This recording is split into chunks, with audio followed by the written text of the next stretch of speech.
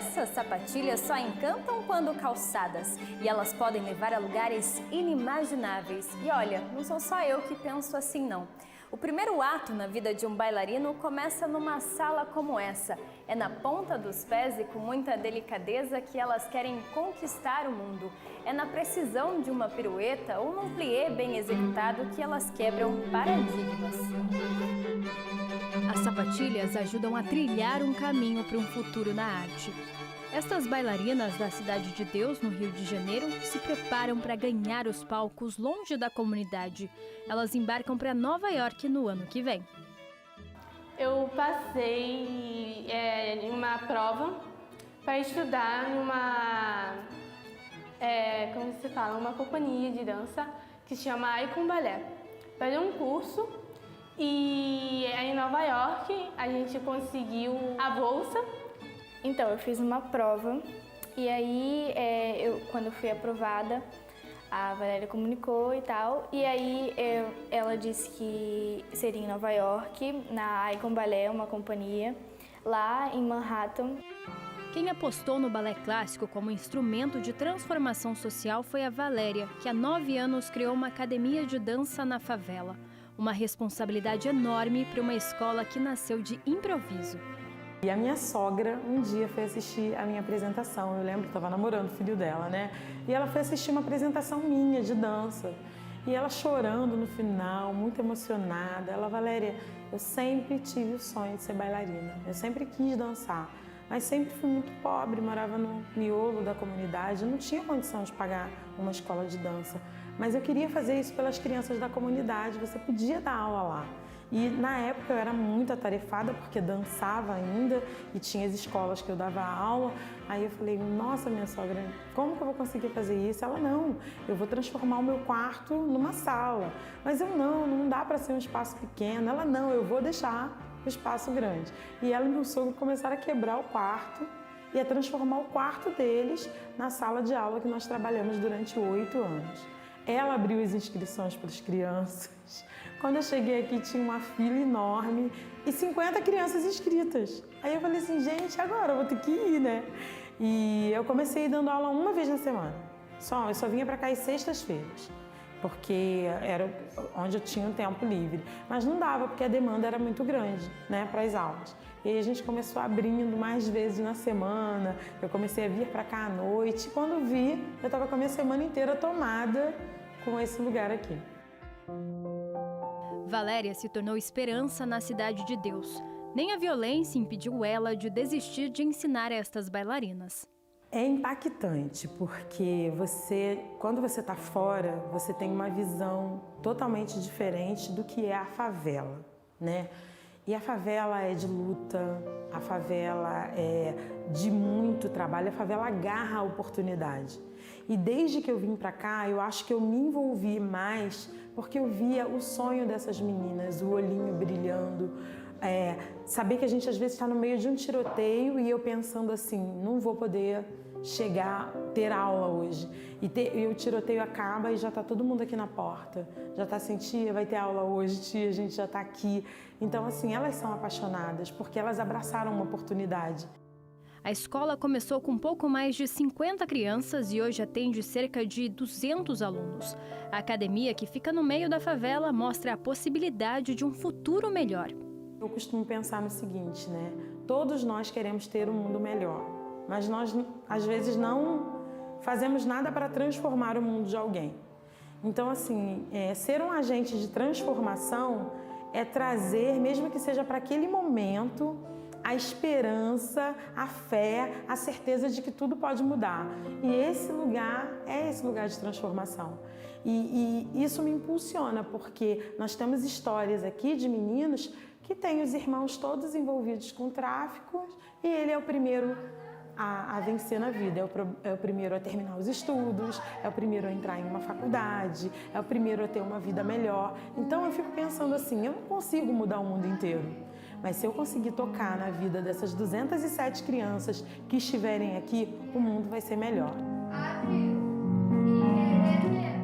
Vai, 1, 2, 3 e 4. Grande, 5, 6. É difícil contar quantas vidas essa escola já mudou. 2, 3 e 4. Uma delas é a da Kemily, que hoje sonha em viver da dança.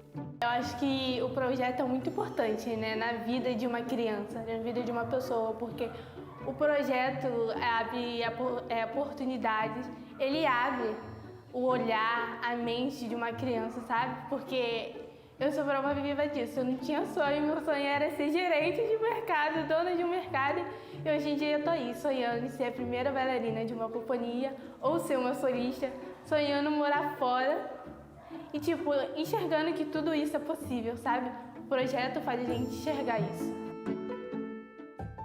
Não foi fácil chegar até aqui. A bailarina tentou desistir várias vezes, até que a dança se tornou um propósito de vida. A dança me ensinou a ter disciplina, me ensinou.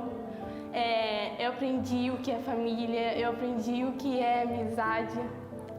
Eu me encontrei na dança de verdade.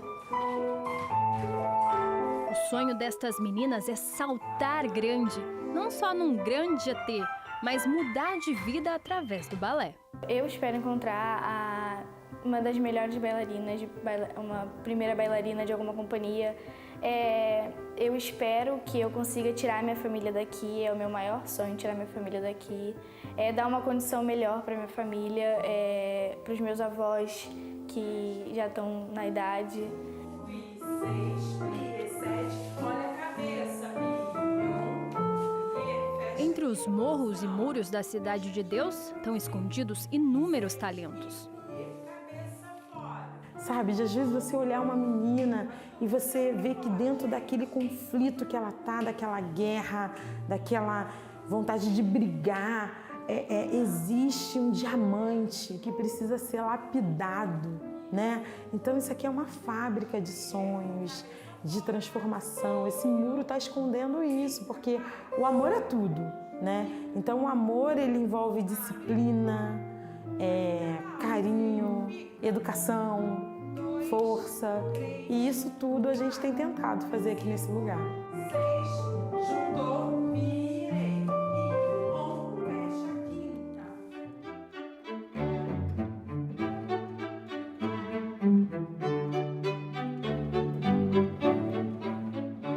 O coque perfeito, as roupas que caracterizam a bailarina, contrastam com a paisagem da favela. Essas meninas fazem parte do Balé Manguinhos, no Rio de Janeiro, que está presente em mais de 20 favelas e já impactou mais de 3.000 pessoas diretamente.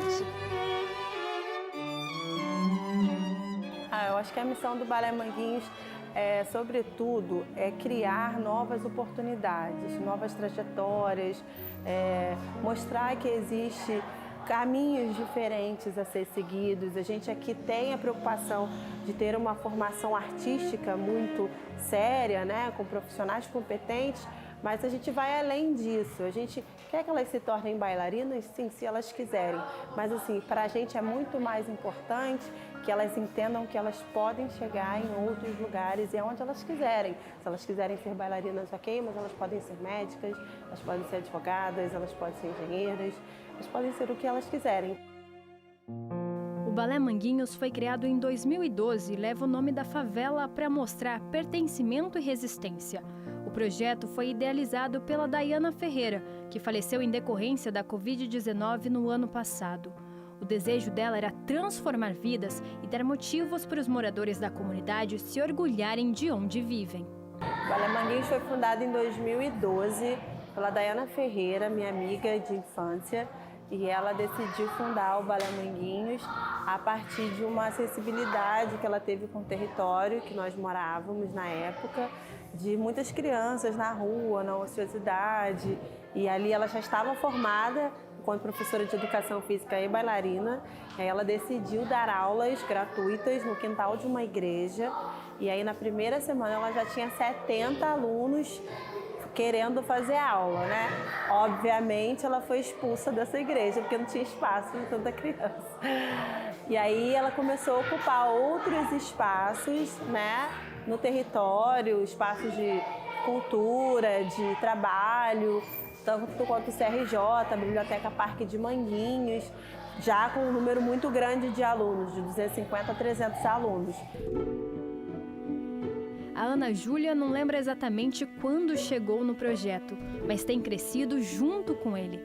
É só perceber a leveza e dedicação que ela transmite com a dança. Na minha família, eu acho que nunca teve ninguém de inspiração, acho que foi mais em TV, desenho, filmes. E eu pedi para minha mãe, aí ela me inscreveu em outro projeto social.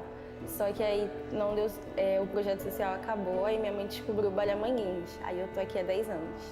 E o que o Balé Manguinhos significa para você? É um lugar muito importante porque aqui em Manguinhos não tem muitos projetos sociais como o Balé Manguinhos, que também não é só balé. E é um lugar onde eu fico bem com pessoas também que estão mais ou menos o mesmo tempo que eu aqui. E é um lugar que ajuda muita gente a conhecer outros lugares fora da favela.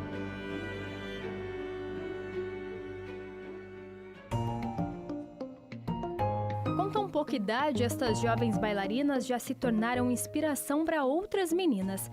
Bom, já aconteceu de a gente estar na rua e meninas ver a gente com roupas que geralmente a gente dança, que não é normal a gente estar assim na rua, e mostrar para as mães delas falando que queria ser igual e queria fazer também. E isso para mim, eu fico muito feliz de poder ser espelho para algumas meninas e delas querem isso também, porque a dança é um lugar, eu não sei explicar, mas é uma coisa muito boa para muita gente, para mim também. E a gente está na favela. Você acha que a dança pode mudar a vida das pessoas, ter uma visão diferente, né? Muita gente está ali em contato, às vezes fica fora da escola, fora de atividades que possam ajudar. Você acha que isso ajuda também? Eu acho que sim, porque ajuda a gente ver o mundo fora da favela, que não é só o que tem dentro da favela, porque muita gente acha que quem é da favela vai ficar ali. E o Balé Manguinhos consegue mostrar isso pra gente, como eu já consegui ir para outros estados por causa do Balé Manguinhos, coisa que eu acho que eu não conseguiria tão cedo, sem ter um emprego, porque foram coisas que o Balé Manguinhos proporcionou e que eu acho que é importante. Eu me sinto muito feliz, tipo assim, que eu não, como uma adolescente que ainda não sabe o que eu quero, que eu me sinto feliz porque se é um exemplo para alguém, é muito importante. É tipo minha mãe. Minha mãe é um ótimo exemplo para mim. Todo mundo fala que eu sou parecida com ela. Eu já perdi a conta de quantas pessoas falaram: ai, gente, você cresceu, está muito parecida com a sua mãe. Ai, sempre, toda hora. E é muito legal porque é tipo ser o Superman da pessoa ou a Mulher Maravilha. E é muito legal, eu gosto muito quando a pessoa fala: ai, eu quero ser igual você quando eu crescer. É muito bom, eu estou muito feliz.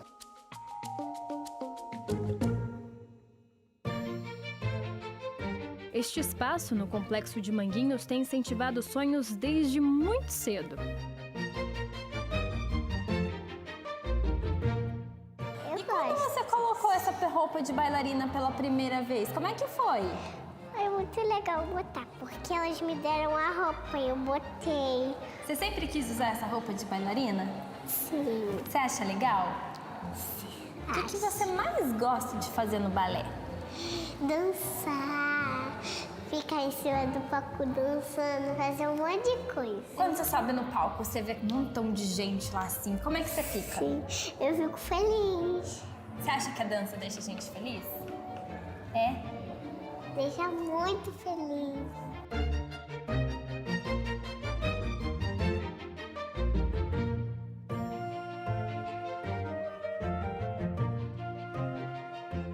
Mas o ato final dessa história pode chegar mais cedo do que se imagina. A falta de patrocínio para manter a escola funcionando deixa o futuro incerto. Em 2018, o Balé Manguinhos ele saiu numa matéria do New York Times e a gente conseguiu um patrocinador internacional que conseguiu proporcionar para o Balé Manguinhos esse espaço que a gente está hoje, comprado, é um espaço fixo nosso, não tem a possibilidade da gente sair daqui.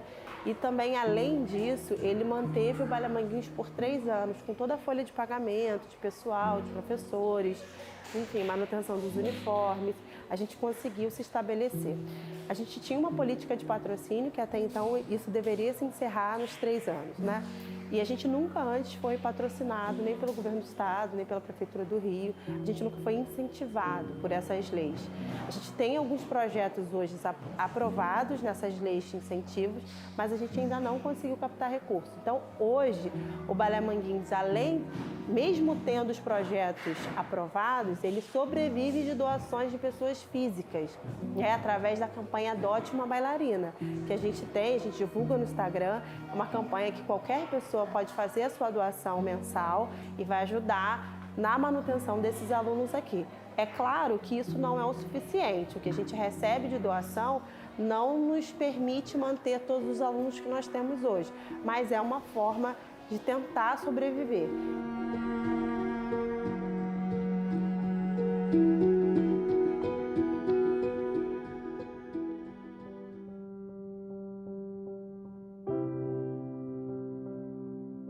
Estes jovens deixaram as cidades de onde vieram para trás para viver da dança. Eles fazem parte do projeto social Dançar a Vida da Escola Petit Dance, que fica na Tijuca, no Rio de Janeiro. A iniciativa atende mais de 200 alunos que recebem 100% de bolsa para o curso de formação profissional de bailarinos. Eu procurei uma escola pública aqui perto, para que as crianças mais pobrezinhas pudessem vir fazer. E eu poderia realizar essa ação aqui dentro da escola, como diretora, como professora. Então, eu que dava aula para essas crianças. Em 1999, a gente fundou essa turma. Não era um projeto ainda, era só uma realização pessoal, né, minha. E aí, depois de um tempo, um amigo meu falou assim, por que você não transforma isso numa ONG? Porque foi crescendo de forma muito natural, né? Porque os professores da escola viam o resultado e falavam, eu quero te ajudar. Falei, gente, mas eu só tenho uma turma com 20 alunos, mas eu quero te ajudar. Eu consegui abrir outras turmas e porque eles demonstraram tanto interesse em colaborar, eu consegui abrir outras turmas. Abri de 20 crianças, no outro ano passaram a ser 50 crianças, né? E a gente começou a ver que não adiantava também fazer a aula por dar aula, simplesmente não tem nenhum propósito no final, né? E aí, em 2005, eu tive um aluno que eu levei para uma seletiva em São Paulo. Ele passou e foi para um festival em Nova York. De lá, ele ganhou uma bolsa de estudo para a Escola de São Francisco, na Califórnia, nos Estados Unidos. E isso me animou muito. Eu falei assim, eu tenho que trabalhar, então, na formação, de dar trabalho. Não assim, veio para cá, fez aula e foi embora, né? Então, o propósito passou a ser educar para que eles possam, no futuro, ter uma profissão. O Mirosmar saiu da cidade dele, Itu, em São Paulo, e veio para o Rio de Janeiro há 2 anos para aprimorar as técnicas de balé com o projeto Dançar a Vida. Hoje ele já sabe aonde quer chegar, em palcos do mundo inteiro.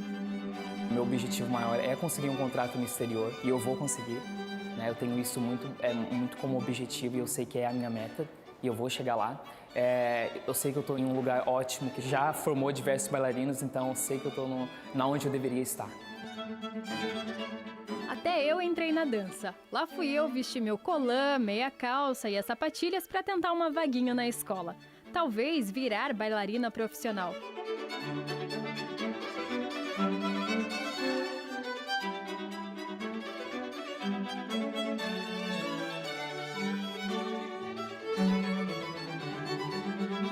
Mas acho melhor continuar como jornalista mesmo.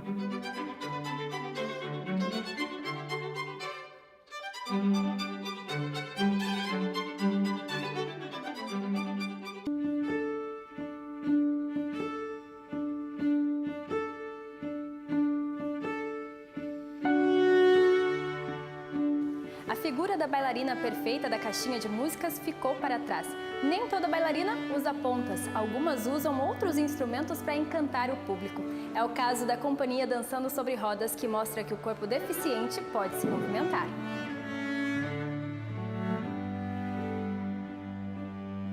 Eu acredito que a deficiência ela não é uma sentença, então a cadeira para elas não é uma sentença, é um instrumento de trabalho. Senão a sociedade já coloca isso para elas, né? Isso é uma sentença, você tem que ser assim, você tem que ser assado.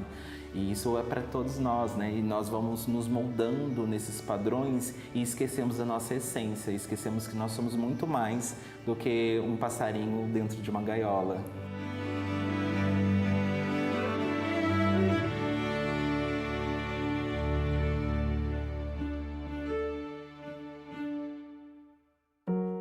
Dançar com cadeirantes foi um desafio na carreira do bailarino, que hoje é apaixonado por esse trabalho. Foi em 2016, né?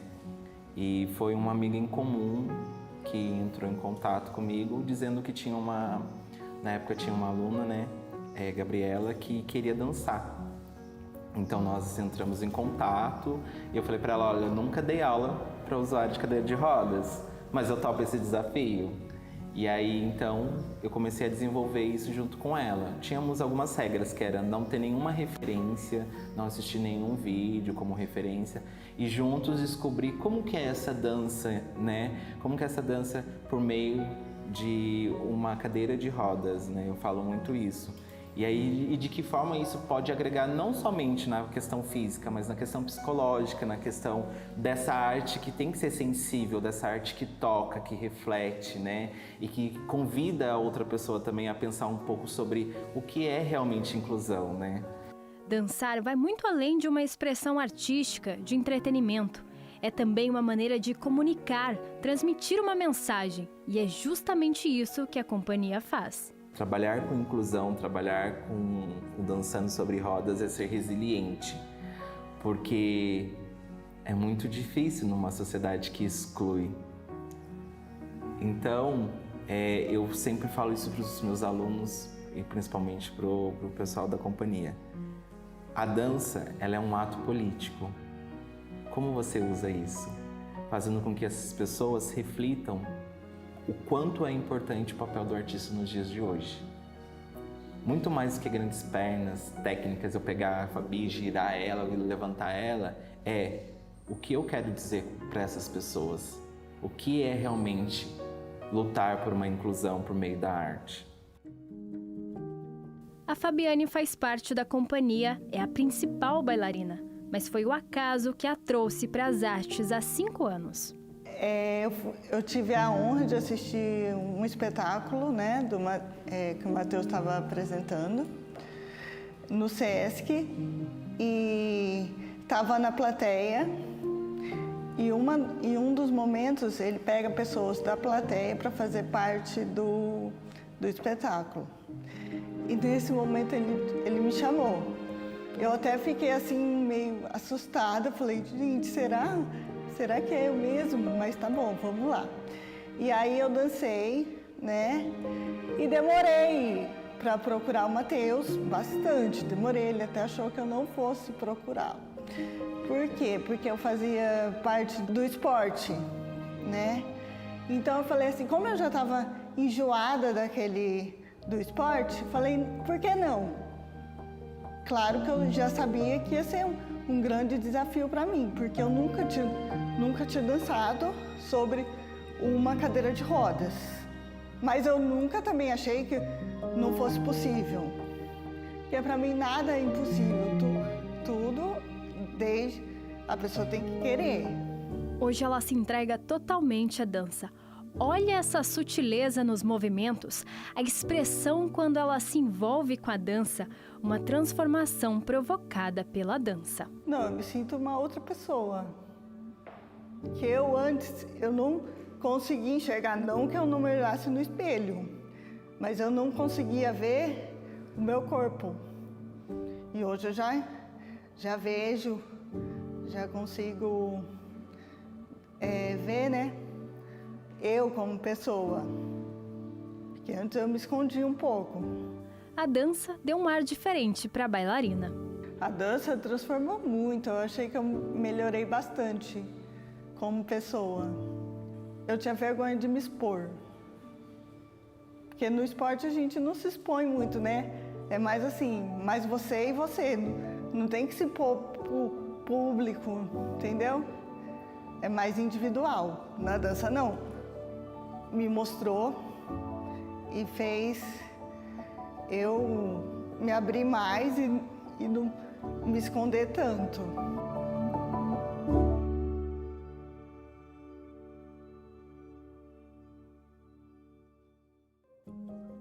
Os movimentos delicados de uma bailarina mostram a dedicação e disciplina no estudo da dança.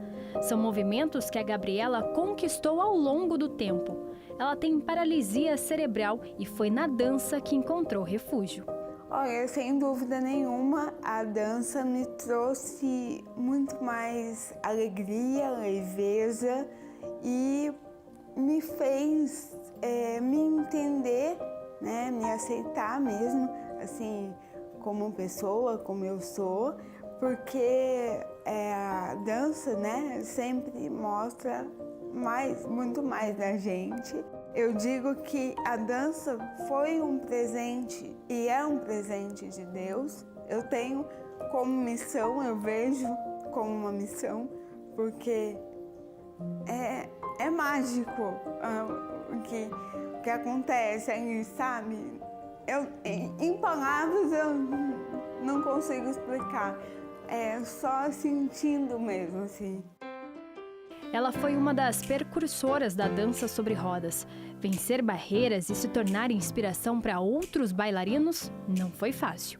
Eu acho que nesse processo todo, o primeiro preconceito que eu venci foi o meu. Porque eu sempre falo, né? As pessoas me limitam, mas eu acho que o primeiro limite, né, é a gente que coloca, né? Então, assim, depois que eu mudei um pouco a chavinha, ainda tem muita coisa para melhorar, que eu sei. Mas depois que eu mudei a chavinha, tudo começou a acontecer. Os olhares das pessoas começaram a mudar para mim quando o meu olhar começou a mudar em mim, sabe? A forma de eu me ver. Então, hoje, quando eu danço e consigo perceber a reação, o que as pessoas estão sentindo, eu me sinto muito feliz, porque para mim a dança é uma forma de oração, sabe? É uma forma que eu me conecto muito rápido com Deus. Então é muito especial. Hoje a Gabi está criando uma nova companhia, a Expressão do Ser, com novos aprendizados e desafios. Eu estou dançando hoje com a Gabriela Vieira. A gente está junto praticamente há 2 anos já e a gente está desenvolvendo a CIA, Expressões do Movimento. A gente faz os nossos ensaios aqui mesmo na minha casa, né? Na varanda da minha casa. A gente está começando um projeto para começar a rodar aí, quem sabe.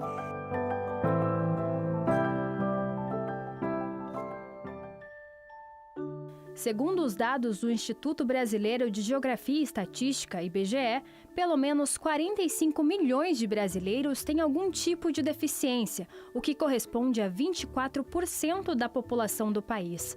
Por isso, a arte é fundamental para a inclusão. O mais importante seja justamente esse processo de consciência corporal. Então é como se a partir da dança aquela pessoa toma mais domínio sobre seu corpo e sobre seu movimento, uma coisa hiper importante para todos, na verdade, mas em especial, sobretudo, para pessoas com deficiência.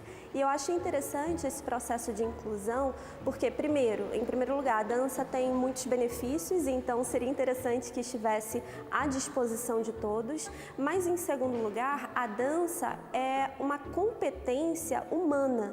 Se você pega, por exemplo, um bebezinho, o bebê, ele dança. Se você coloca uma música, ele começa a se balançar no ritmo da música, né?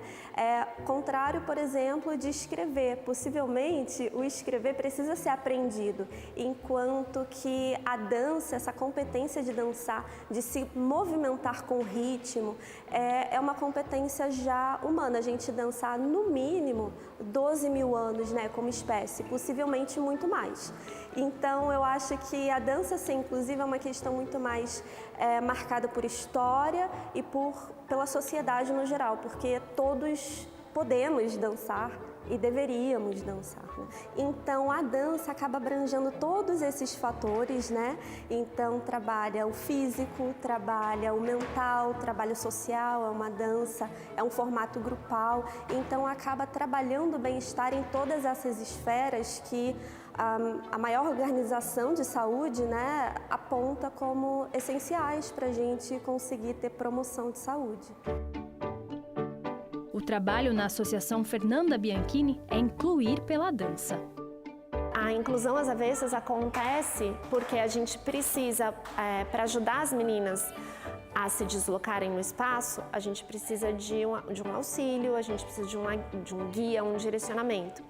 Então, é nesse momento em que entra a inclusão às avessas. Então, são alunos, bailarinas, bailarinos, alunos que enxergam ou que se locomovem regularmente. E aí eles estão em cena junto com o público da associação justamente para ajudar esse direcionamento. Mas quando a gente assiste, é muito difícil saber quem é quem ali no meio. A gente está todo mundo igual. Através da dança, eles passam a ter uma outra consciência do corpo, de como é o seu corpo, do que você pode fazer com ele, de como você pode transportá-lo, deslocá-lo no espaço. Então, experimentar qualquer modalidade de dança traz um autoconhecimento muito grande, uma consciência corporal. E, a partir disso, a sua aceitação vai mudando e o olhar que você tem para você mesmo também muda. Para além de um ganho de domínio espacial, de domínio de autonomia do próprio corpo e independência, eu acho que tem um lugar social que ele é muito importante, porque muitas vezes essas pessoas não saem de casa ou ficam só entre a família, não tem esse envolvimento social, né? Tanto com pessoas com deficiência quanto sem deficiência, adultos, jovens, crianças. Então eu acho que a dança nesse lugar, ela tem uma importância social muito forte. 1, 2, 3, 4, dobra a perna e dá um salto, gira em meia ponta sobre a sapatilha. Esta é a realidade da pequena Sara, que hoje já não enfrenta dificuldades para ficar na pontinha dos pés, mas tem outro exercício que ela gosta mais. É muito legal também. E tem uma coisa que eu mais gosto. A coisa que eu mais gosto é quando a gente fica na barra. A gente brinca, a gente faz tudo. Ela nasceu sem uma perna, mas isso não impediu a pequena de andar e dançar por aí. A Sara usa uma prótese desde os 2 anos. A mãe dela conta como a menina se desenvolveu com a ajuda da dança. Ela tinha um pouco de dificuldade em questão de usar o joelho da prótese, né? E aqui eu vejo que ela desenvolveu mais, né? Ela usa com mais frequência o joelho, ela não dobrava o joelho, ela andava com o joelho duro, rígido. Tanto é que os médicos queriam trocar a prótese dela pela rígida novamente. Eu falei, não vai trocar. Minha filha tem capacidade de aprender, né? E aqui ela desenvolveu muito com os professores, né? Com a equipe, em tudo, né? Ela desenvolveu bastante. Desde eu entrei esse ano aqui. E do tempo que eu entrei para cá, só tenho melhoria. Com um titi brilhante e o sorriso contagiante de bailarina, a Rebeca se supera nos tanz-levé sauté, um dos saltos do balé. Esta garota cheia de energia nasceu com paralisia cerebral e baixa visão, mas tem vencido os limites. A dança ajudou na coordenação motora da bailarina. Como as perninhas dela são mais travadas, então ajuda o deslocamento, né? Vamos dizer, os movimentos que são usados no balé. Vamos escalar, não sei bem o que é que faz, né? Mas eu sei que estica para um lado, estica para o outro, então é como se fosse uma fisioterapia. Então ajuda bastante nas pernas dela. Foi a primeira vez que a Viviane viu a Rebeca dançar e não teve jeito. As lágrimas caíram. Eu fiquei muito feliz, fiquei até emocionada, né? De ver que às vezes as dificuldades e as limitações, nada é impossível. Quando eu falo que tudo é possível quando a gente crê e que elas podem fazer também, cada um do seu jeitinho, da sua maneira, mas consegue. A filha tem inspirado a mãe na arte. Ela até confessou que está com vontade de dançar também. Eu aprendendo, né? Dá pra gente dançar juntas.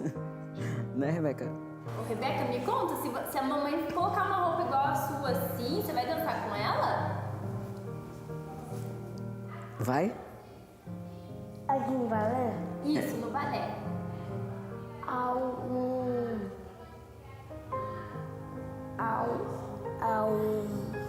Fala, vou. Lindo, eu vou vir ver, pode ser? Eu vou convidar você. Então tá bom, eu vou ficar esperando esse convite.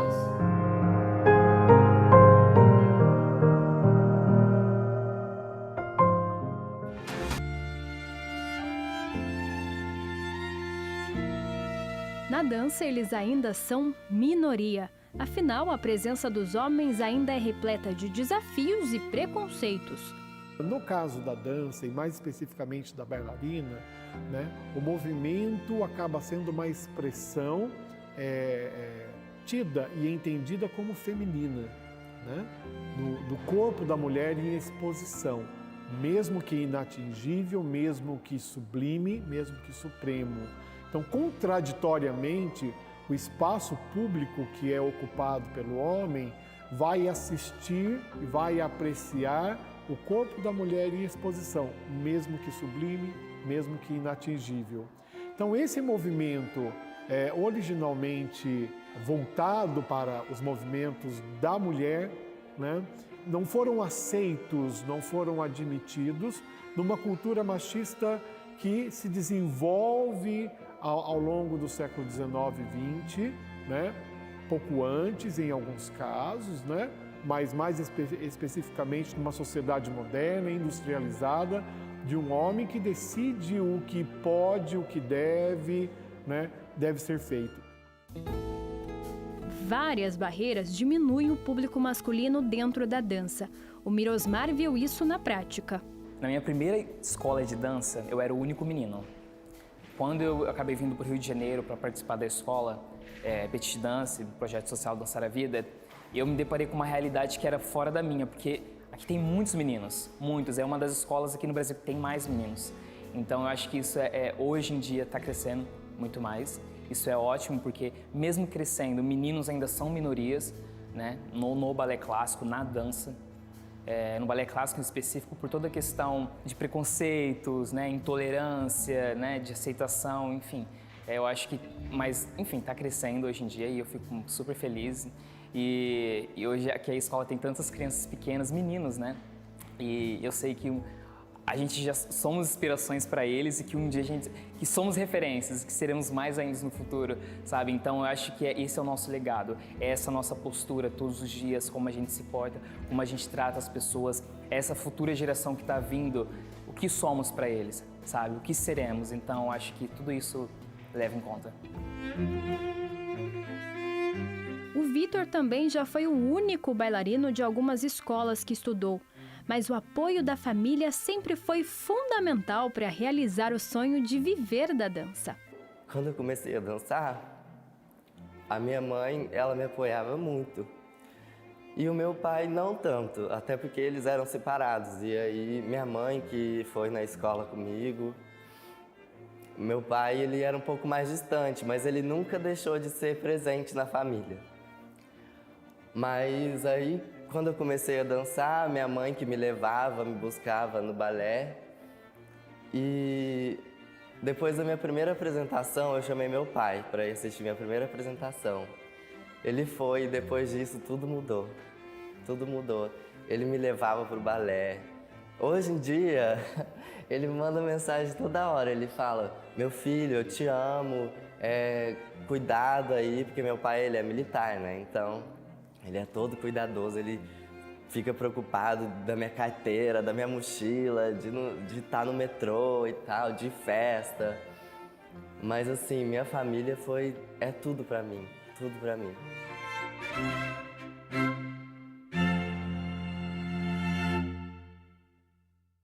Da Cidade de Deus para Nova York, Daniel também foi aluno da Academia Valéria Martins, que a gente já mostrou na reportagem. Ele venceu o preconceito dentro de casa para se tornar um profissional da dança.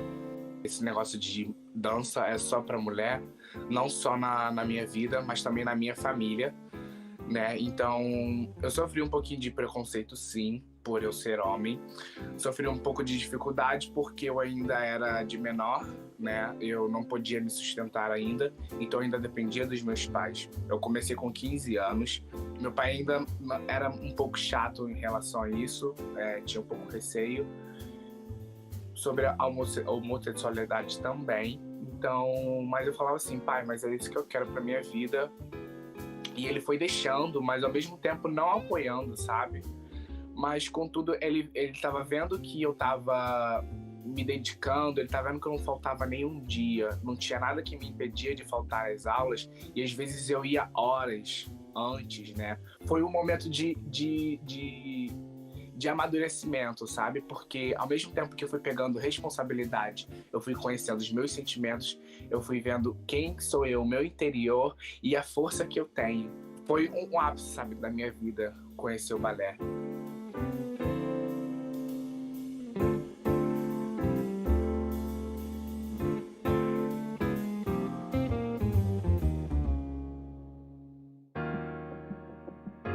Hoje o Nicolas é professor do Balé Manguinhos e se tornou referência para os alunos. Ele não esquece as dificuldades que passou para chegar até aqui. Eu vim de uma cidade bem pequena, do interior de São Paulo. Teve uma situação muito engraçada, tipo, eu tava indo pro balé, né, que era até a escola da minha tia, e eu tava com a sapatilha na mão.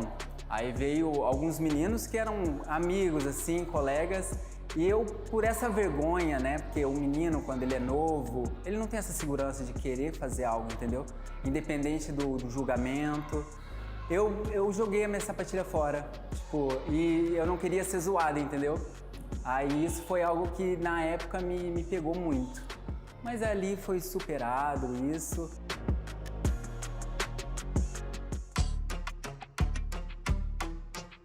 No Brasil, a falta de reconhecimento da cultura afeta quem quer viver da dança.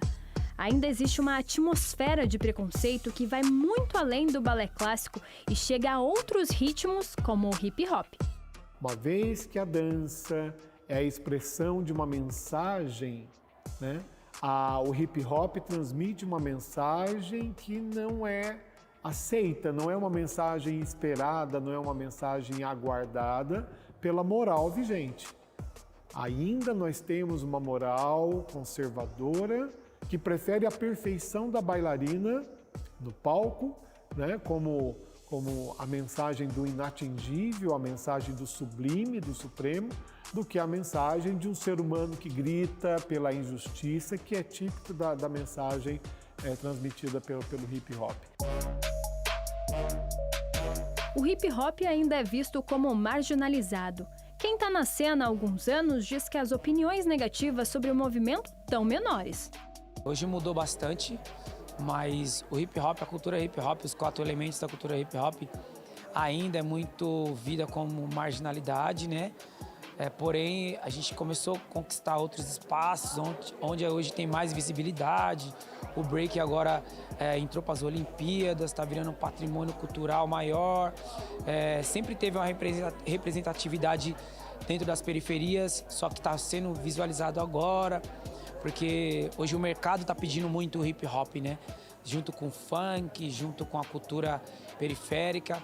Então, diminuiu, mas ainda existe ainda aquele preconceito ainda.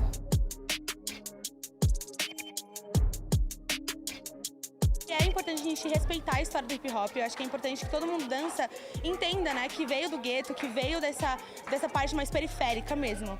Então a gente precisa entender o mínimo da história e entender o que a gente está fazendo. Eu acho que respeitar é o mínimo. O Everson criou um grupo na comunidade São Remo, na zona oeste de São Paulo, onde mostra a essência da cultura hip hop através da dança.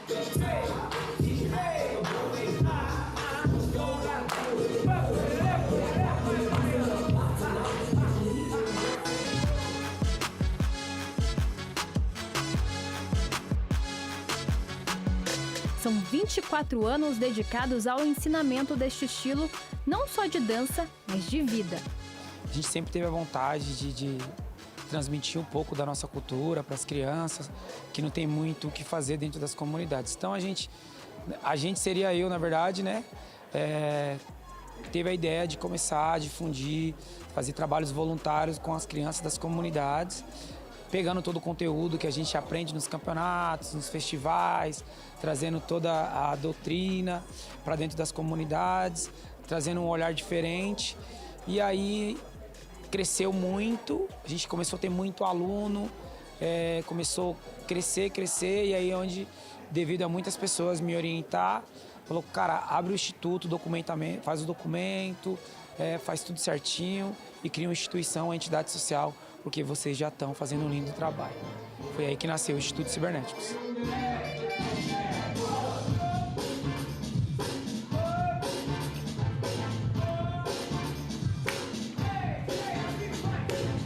A dança deu a este grupo a oportunidade de sair do galpão para conhecer um pouco do mundo. Foram mais de 10 mil quilômetros de viagem para participar do maior campeonato de dança urbana do mundo. A gente tem uma frase dentro do Cibernéticos que é: movidos por um sonho. Seja movido pelo seu sonho. Se você quer, você consegue. E a gente provou para eles que eles podem sim realizar o sonho deles. E foi uma felicidade para o grupo, para a instituição, levar um grupo de jovens de oriundos periféricas para representar o Brasil mais uma vez no maior evento de dança dos Estados Unidos. A gente foi pro Mundial em agosto, meu Deus. Eu tenho tanta coisa pra falar, mas eu vou resumir aqui. Porque foi uma luta pra gente, né? Ir pro Mundial foi um sonho. A gente ter ganhado a seletiva foi um sonho. A partir daquele momento que a gente ganhou a seletiva, a gente pensou, vamos pro Mundial. Mas aquele momento não era só vamos, era, meu Deus, muitas coisas a gente vai ter que passar por cima. Custos que a gente teve que arcar, que a gente teve que correr atrás, que a gente teve que pedir ajuda. E também desafios com nós mesmos, né? Eu acho que a gente teve que, assim, superar tudo, né? Nossos medos, tudo, porque a gente tinha que bater de frente com pessoas que, sim, lá fora a dança é mais valorizada. Aqui no Brasil a dança não tem a valorização que ela tinha que ter.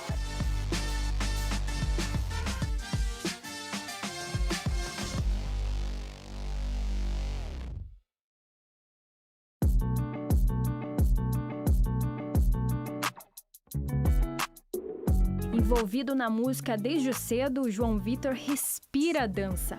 O hip hop está presente em todos os momentos da vida do dançarino. A dança tá na minha vida 24 horas.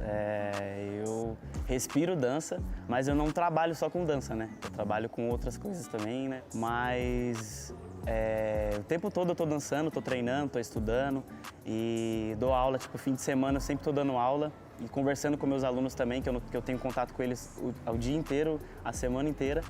Não pessoalmente, mas a gente sempre está conversando, mandando um estúdio, mandando vídeos e coisas que possa evoluir os meus alunos. Não só na dança, mas também na vida, né? Literalmente em todos os momentos. Recentemente, o João casou. E claro que a entrada dele e dos padrinhos teve muito gingado.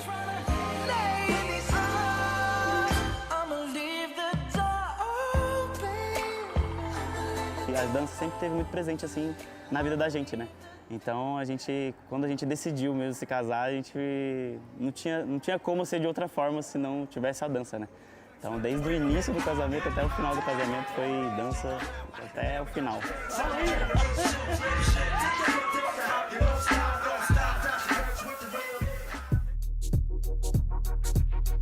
O hip hop chama atenção pelos movimentos agitados e ousados, o que causa um estranhamento, como a gente já disse aqui. João conta que já sentiu olhares de reprovação por dançar. A gente sempre faz eventos em praça, né? Então a gente sempre vê pessoas que passam, pessoas que admiram e pessoas também que criticam, né? De longe, assim, às vezes a gente vê um olhar meio estranho, às vezes mesmo pessoas que vêm e, tipo, não querem a gente ali. Mas a gente sempre, né, passa que o hip hop, a dança em si, muda vidas, né? A gente já tirou muitas pessoas das drogas, muitas pessoas que podiam estar hoje perdidas no mundo e hoje está dando aula, tá participando de campeonato, tá fora do país competindo e ganhando a vida com a dança.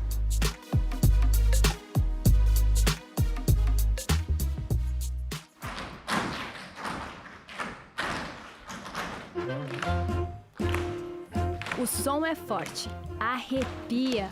Os pés nas batidas sincronizadas tiram do chão o som do sapateado. Mas o que encanta mesmo é a idade dessa galera. Este ano, criado por nós todos, está surgindo o Instituto Jovens Coração, Arte e Longevidade, que tem como missão exatamente essa promoção de um envelhecimento saudável, com propósito de vida, porque eu acho que essa é a verdadeira questão, né? Você envelhecer tendo propósito de vida. Eles provam que a idade é só um número. Basta querer se jogar no ritmo da música e dos passos. A dona de Norá sabe muito bem disso. Aos 80 anos, ela esbanja a juventude na dança. Quem gosta de música e consegue se adaptar ao sapateado, é difícil. Você tem que ensaiar para chegar no contexto. Mas é maravilhoso. Eu me sinto viva, eu me sinto gente, eu me sinto que eu estou perfeita. Talento e disciplina não faltam para os jovens de coração. O grupo é formado por 24 bailarinos de 45 a 80 anos.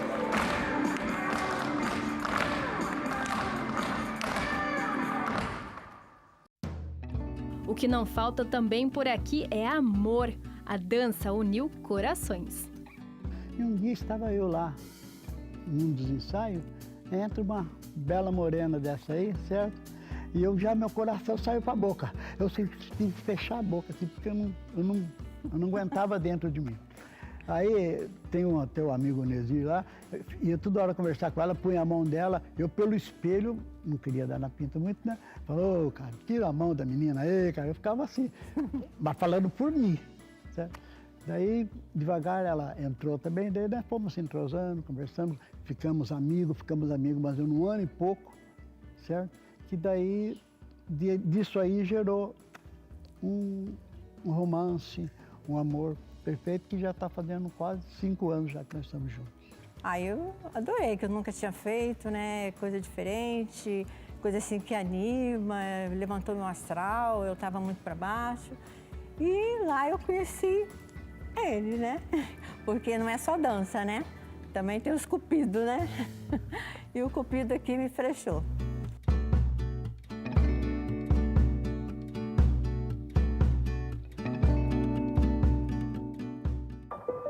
A dança é expressão de sentimentos, de cultura e manifestação. Cada um enxerga de uma forma. A dança pra mim é vida. A dança pra mim é tudo.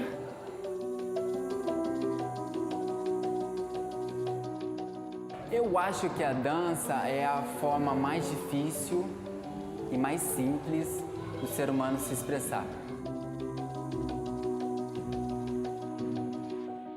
É quando eu não consigo me expressar em palavras, o meu corpo responde e ele expressa. É sonho, a dança pra mim é realização, é felicidade, é vida.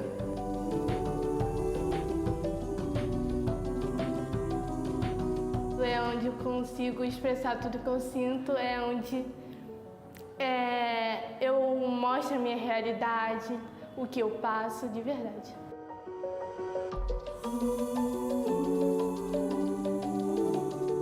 É muita alegria, é muito amor dentro da dança, da arte em si.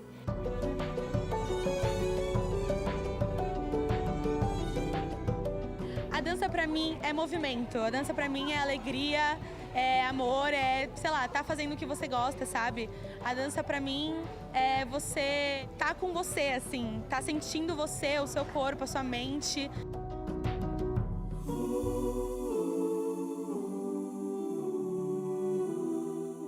A dança para mim é uma libertação.